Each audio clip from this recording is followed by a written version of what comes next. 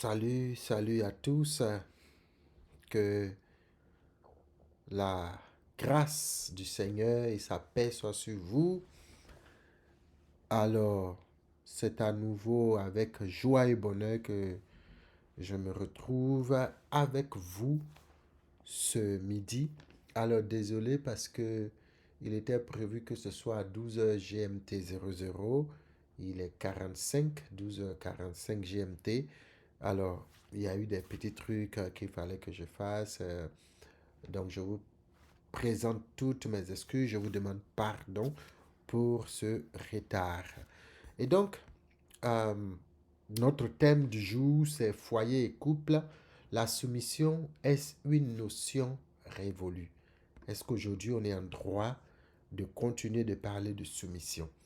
Il y a de cela 2 ou 3 semaines, j'avais commencé à nourrir, à avoir dans mon cœur l'ambition de parler avec vous de, euh, de certaines questions relatives au foyer, au couple et malheureusement, bon, je vais dire heureusement qu'il y a comme une sorte de transition qui va s'opérer quand à une chaîne de télé ivoirienne, le débat va donc éclater ces 2 jours. Vous avez remarqué que la toile a commencé à en parler, des questions sur la soumission de la femme à l'homme. Alors, il y a bien sûr 2 tendances. Il y a des gens d'un côté qui sont contre et qui n'acceptent pas cette notion. Et il y en a d'autres qui sont pour et qui s'y plaisent. La question, c'est de savoir est-ce que cette notion de la soumission est une notion révolue. Est-ce que de nos jours, ce sont des questions qu'on ne doit plus se poser et qu'il n'est plus question que l'homme ou la femme, et particulièrement la femme, soit soumise à son mari? Eh bien, nous sommes dans le contexte du foyer, donc, ou du couple, d'accord? En d'autres termes, si pour nous les chrétiens, c'est une question importante, et je ne parle pas des gens qui ne connaissent pas encore le Seigneur, je parle de la notion de la soumission telle que la Bible la recommande. Il est très important de situer ce contexte-là parce que quand on est dans d'autres milieux, eh bien, on n'a pas le même référentiel. Du coup, il y a des choses qu'on ne peut pas forcément discuter. D'accord? Et donc ça, c'est très important. Je vois des chrétiens, des chrétiennes qui se plaignent, qui estiment que la soumission ne doit pas être aujourd'hui telle que définie peut-être ou appréciée par certaines personnes qui trouvent qu'elle a lieu d'être. C'est un débat légitime et il faut poser donc les questions parce que cela y va de la vie de nos couples prochains ou à chose. Donc aujourd'hui, nous allons durer un peu parce que je veux vraiment en parler. C'est vrai, on a dit 10 minutes. Peut-être qu'aujourd'hui, on va faire un peu plus. Première chose que je voudrais dire par rapport à ce thème, c'est que je précise que nous sommes dans un cadre chrétien, dans un cadre chrétien. Donc, quand Dieu crée l'homme et la femme, la responsabilité première est donnée à l'homme. L'homme est chargé de faire ce que Dieu lui demande de faire et Dieu va créer une aide, sa femme. Donc déjà, dès la création, le plan de Dieu n'est pas que la femme soit assujettie. Parce que dans la définition de la soumission, c'est une, une contrainte carrément, comme quand on est vaincu, parce que c'est un thème initialement qui est beaucoup plus militaire, hein. Quand on est vaincu, eh bien on capitule, on décide de se soumettre. Premier niveau. Il y a aussi cette définition on parle de soumission volontaire et tout ça. Donc, il y a une notion de domination. Mais quand Dieu crée l'homme et la femme, la notion de domination n'est pas. Et on va voir par la suite ce que Éphésiens nous dit. Mais déjà, ça c'est très important. Savoir que la femme n'est pas l'esclave ou n'est pas le, l'élément subordonné n'est pas le marchepied de l'homme. Ce n'est pas la pensée du Seigneur dans la Bible. Donc, la femme est une aide. La femme est un compagnon. La femme est un soutien. Et ça, c'est très important. Amos va nous dire par la suite, quand vous voulez marcher ensemble, le préalable, c'est que vous puissiez vous entendre. Donc, je ne pense pas qu'on parle, qu'on dise qu'il faut s'entendre quand on règle des questions de la capitulation, de la soumission, de la domination. Parce que dès qu'on rentre dans cette notion, on voit un plus fort et un plus faible. Donc, le fort ne négocie pas. Il soumet le faible. Est-ce que c'est la pensée de Dieu?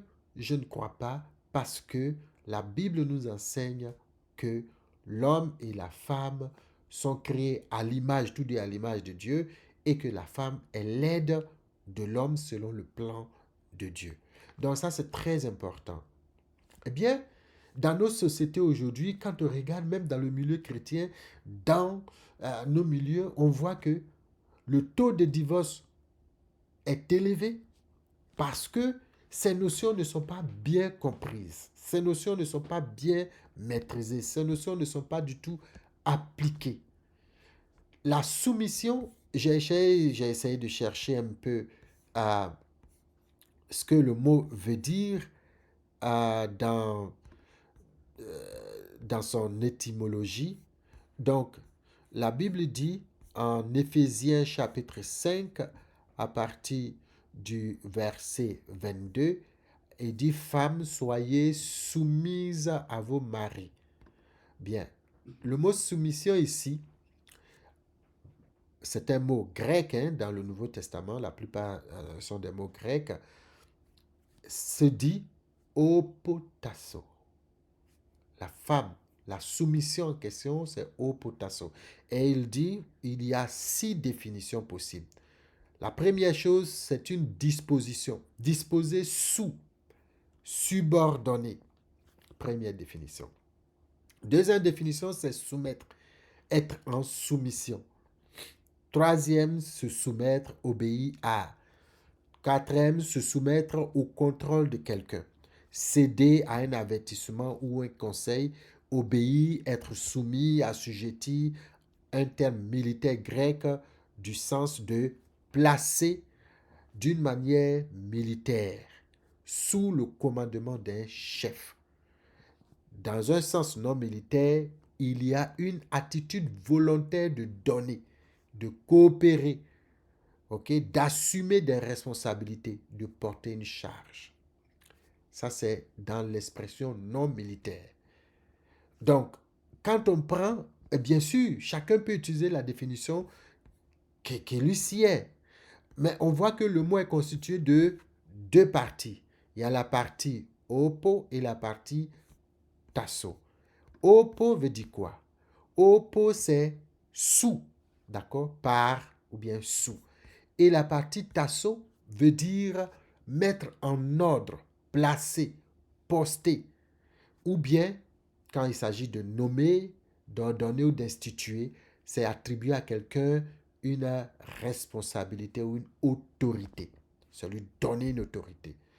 Dans mon sens, dans ma compréhension, quand on lit le passage que nous venons de lire, femmes, soyez soumises à vos maris, comme Christ, comme le Seigneur, comme au Seigneur, soyez soumis à vos maris comme au Seigneur, car le mari est le chef de la femme, comme Christ est le chef de l'Église.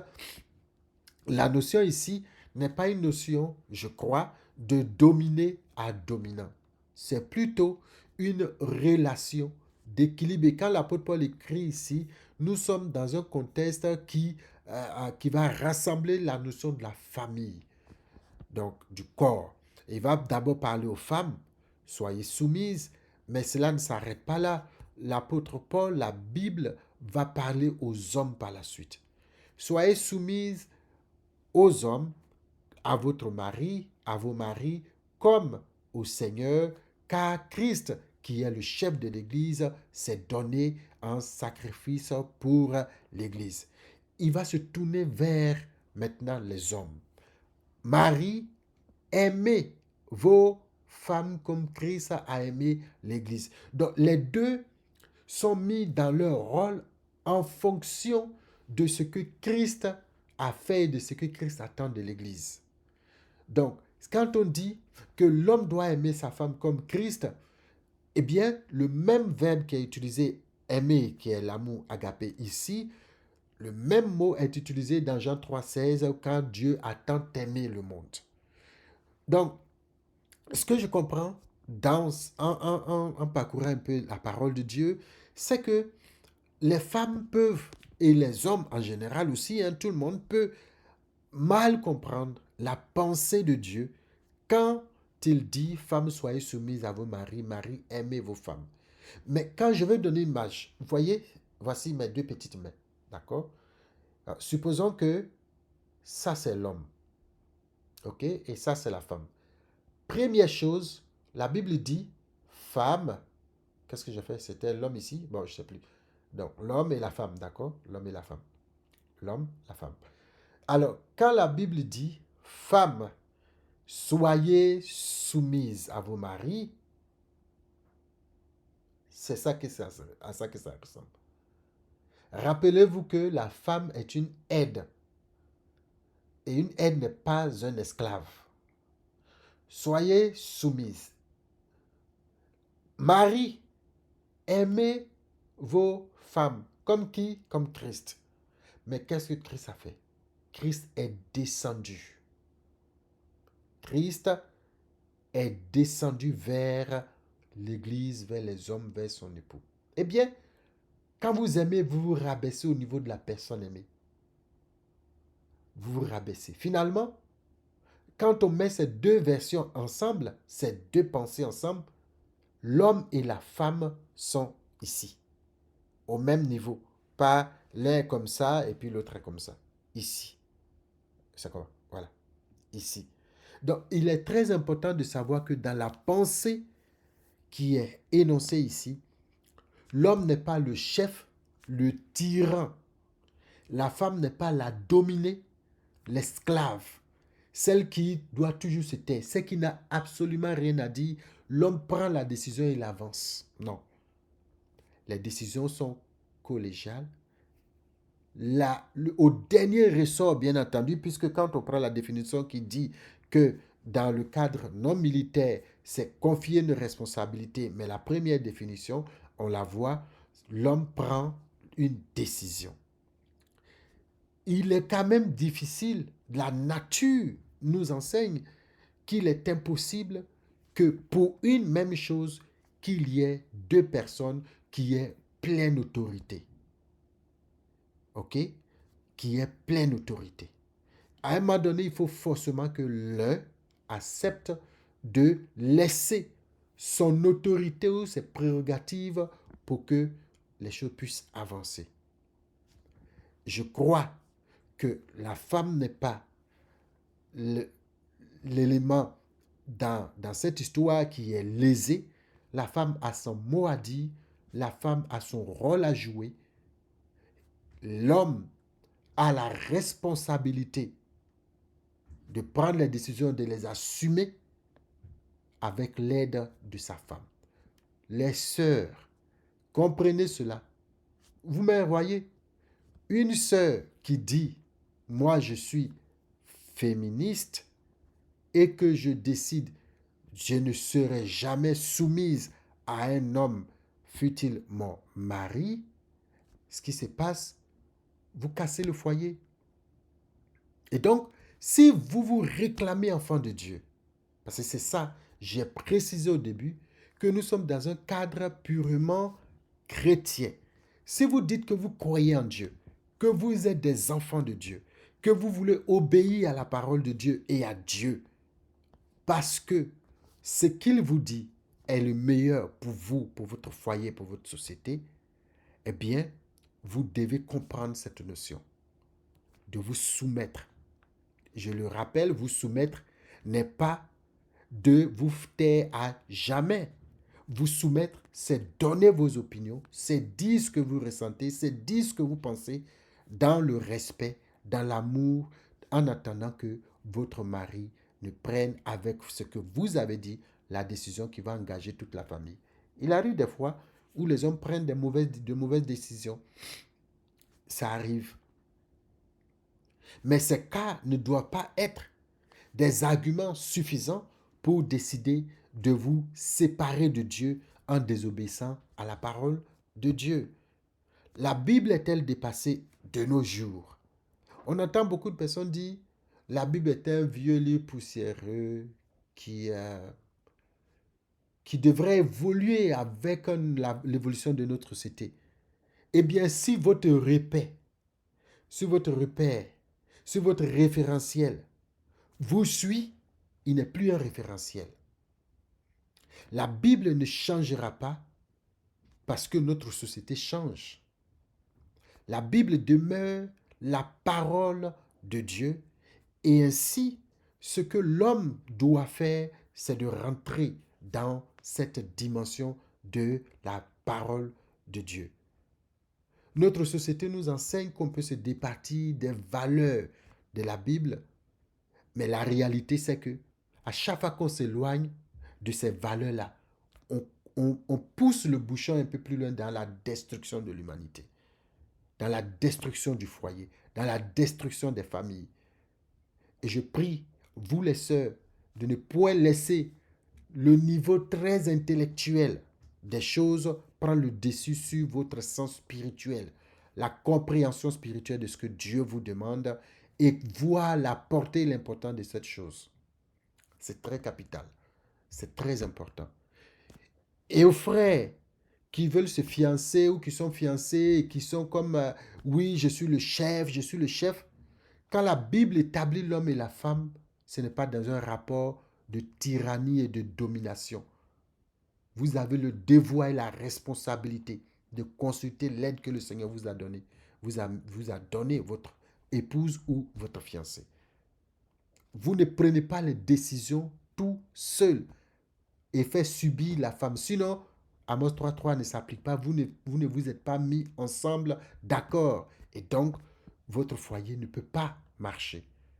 Eh bien, dans les jours, dans les temps à venir, nous allons essayer de parler un peu de ces petites notions sur la base du livre que je vais vous présenter la prochaine fois, que certaines personnes connaissent déjà, pour parler un peu des fiançailles, de comment se préparer à rentrer dans cela, pour éviter justement ces questions de je veux me soumettre, je ne veux pas me soumettre, je suis soumise, je ne suis pas soumise. OK? Donc ça, c'est très important. Les frères, l'amour vous pousse à vous rabaisser au niveau de votre femme, de votre fiancée, et ainsi à prendre les décisions avec elle et à ne pas la regarder comme quelqu'un qui doit subir tout ce que vous voulez. Ça, c'est très important. Voici la pensée de Dieu. Donc tous ceux qui sont sur les plateaux, qui discutent, qui ne sont pas forcément des enfants de Dieu, des chrétiens qui ont décidé de donner leur vie à Jésus, on ne doit pas les prendre comme des modèles pour en faire, donc pour faire de leur dire des points de discussion sur les réseaux sociaux. Quand vous entendez quelque chose, retournez à la parole et informez-vous de ce que Dieu dit sur ce sujet pour que votre paix soit parfaite. La Bible dit qu'il faut demander pour que notre joie soit parfaite. Il ne faut pas rester dans les spéculations sur les réseaux sociaux et puis faire partie des victimes de ces personnes qui sont là juste pour du buzz, pour que vous puissiez continuer d'alimenter donc leur vue, leurs réseaux sociaux et toutes ces choses. Nous sommes ici sur les réseaux sociaux parce qu'il y a des gens sur les réseaux sociaux qui ont besoin d'entendre la vérité de la parole de Dieu. Alors que le Seigneur nous utilise davantage et que toi aussi tu sois un instrument de les mains du Seigneur en faisant ce qui est propre à la parole de Dieu, ce qui est correct selon la parole de Dieu. Alors sois béni et que la faveur de Dieu soit sur toi. Alors que ce week-end est déjà entamé, aujourd'hui nous sommes vendredi, que Dieu vous bénisse, que Dieu bénisse votre semaine, que Dieu bénisse tout ce que vous allez faire et que sa faveur soit sur vous au nom de Jésus. Donc, on se dit à bientôt et d'ici là, soumettez-vous à la parole du Seigneur. Que le Seigneur bénisse abondamment. À bientôt.